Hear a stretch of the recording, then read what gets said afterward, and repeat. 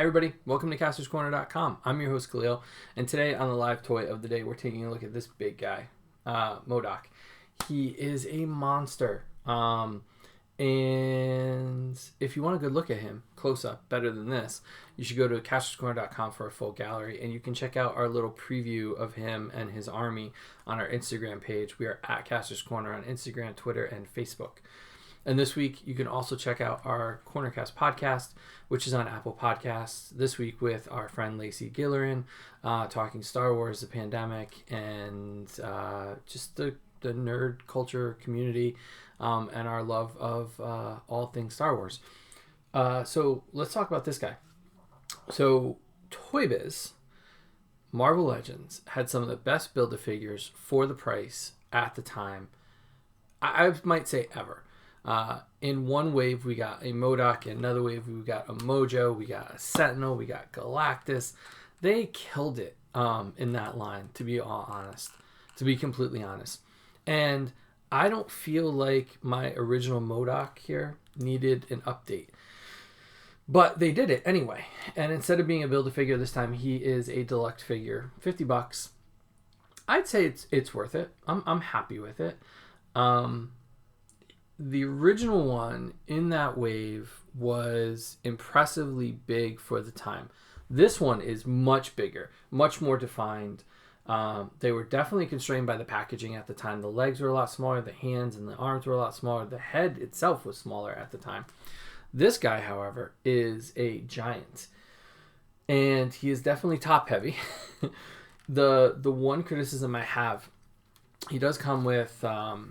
he is, you can disassemble him. And I think, yeah. So this is the base here. And, you know, it's a completely round base. Softer plastic on the outside, harder plastic in the middle. It goes directly in the middle of this piece right here. His little flight piece. So if you didn't have him on the ground, if you had him kind of hovering, you wouldn't necessarily need that, so you can just have him like that. I don't know how you'd get him to actually balance on that. Does not balance on that. It looks good. It looks really good. Where its issue is the fact that on this base, because he is so top heavy and there's extra appendages here, and the back half of him is completely hollow, he does tend to tip a little bit. He is not the most stable of figures. As I'm standing here right now, of course, he's standing perfectly still. It might have been a function of the package, the way it was packaged, and it might have warped a little bit in the package. And now that he's been standing for a couple of days, it kind of settled in. But I did notice initially that he was pretty wobbly at the beginning. So maybe just put him together and let him sit for a little while and let the plastic kind of reform itself down. Because he's actually sitting pretty stable. Oh no, he does tip a little bit. You can also push this plastic down a little bit on this middle piece here, and that'll give you a little more stability. But even with that, I have no complaints. He was a Build-A-Figure, technically. He came in pieces in the package. The arms, the legs, the face, the head, everything kind of came apart. So I can show you a little bit. I'm not going to take the arms off because it was a little bit of a pain in the neck. But the faceplate comes off. You can see here. The body does open up. If I can get it. It did open up. I feel like Dwight on a Marvel call. It does open up. There. So you can see that the whole back half is hollow. So it does create a little bit of an imbalance in him. They said that the main part, well, function was here too. Because he does come with an alternate head and alternate hands.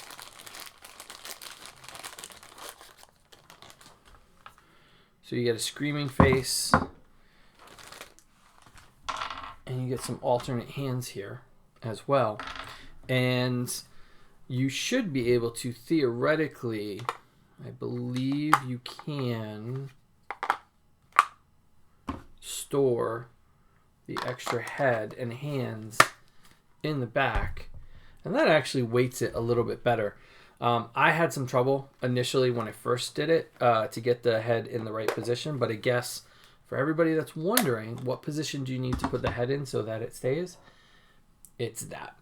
So chin in, that against there, brow here, and it fits perfectly. So you can see that we also have a screaming head right there like that versus the very serious head right there. They swap out really easy, not a lot of problems with that. I'm actually going to put that in there so you can see. And the extra hands can go in there too. They kind of fit in on either side. So you can slide that in, close that up. There you go. Kind of balances them out. So what you don't see here is we've got the closed fists, so he can be very, very angry. He has an open hand, which holds on to his little controller rod that I took off just so I could put the other hands on and so I could do the pictures with the aim. But it pops right on, and he can hold his little controller there to kind of control his flight chair or whatever he calls it. So he's very angry there, and that's him. I mean, that's him in a nutshell. There's not a lot of posing options. I mean, you can move the legs around. He can be riding like that. He can put them out to the side. It's fun. I like the arms. I like the pieces. I'm kind of curious because they never do anything. They never ever do something that's, for the most part, one-off. They always find other ways to use parts here and there. And I don't see them being able to use the chair, but I almost have to ask the question, what are they going to use the legs for? As I always say, your colors are going to vary. It is a much deeper purple than you're going to see on the camera. The lighting really lightens it up a lot. So I would say, it's a very, very deep purple. This is more of a pink than a red. So the colors are going to vary on the figure that you see in hand. But it's a great addition. It is one of the best updates they've done so far. I didn't think mine needed an update. I was okay keeping the old one. In fact, I did. I never sold it, even though I knew this one was coming.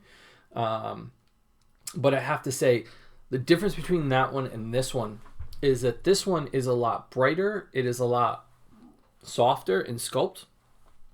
So it is much more in line with the comic book figures that the Marvel Legends line is producing.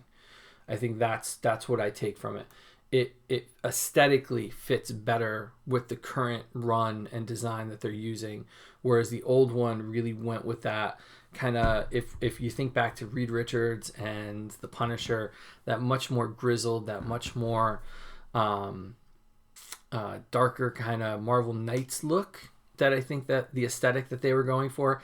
Cap was a little drawn, a little older, had some more lines on him. The palette was a little bit darker in that time. This is very, very bright purple, bright pink, bright red, bright orange, bright gold. It's a much different design, surely, for the look of the figure. So I think that adds to the value of getting him. He's popping up at Target, but you're going to be able to get him at Walmart and Amazon and all places that sell this stuff, like our friends at Mike Toys and stuff. So, if you don't want to deal with the Target BS, that's fine.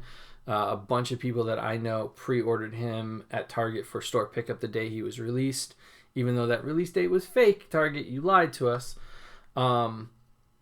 And it sold before they could fill the orders. I got lucky and mine came through. But I mean, you'll be able to get these just about everywhere. He'll be worth it, 100% worth picking up. If you didn't have the old one, or if you just want to update it, it's a needed update. If you're in current Marvel Legend, like, he'll look better with Kingpin back there and Apocalypse and War Machine's dunking on Optimus Prime over there. So yeah, so there you go. MODOK Deluxe. Oh, the other thing is he's in new packaging. It is not a window box. It is completely closed. I wish I had the box in here with me, but it's a completely closed. So make sure it is sealed when you pick it up. You might want to check it before you leave the parking lot if you're going to buy it at a retailer, because I'm sure he is going to be suspect to the Toy Biz swap, because parts are the same. So make sure that you get the new Hasbro one in the box that you're purchasing. Make sure that that's part of it. So with that, I will say check out a full gallery on castorscorner.com. Remember to follow us and check out our entire AIM army that's ready to go fight whatever hero they want. On our Instagram page and Facebook and Twitter, we are at Castors Corner. And remember to go and watch the Cornercast, or listen to the Cornercast podcast on Apple Podcasts this week with our friend Lacey Gillerin. And remember to hit that subscribe button. The more of you that join us on the channel, the more cool things we get to do, and then we get to share them with you, and that's really the best part of doing this and this journey that I'm taking in 365 days of Toy of the Day. So thank you guys for following. Thank you guys for watching. And we'll see you tomorrow with another review. I don't know what it's going to be. I photographed a bunch of stuff today, and I got a bunch of stuff coming in the mail. So thanks for watching, and we'll see you tomorrow.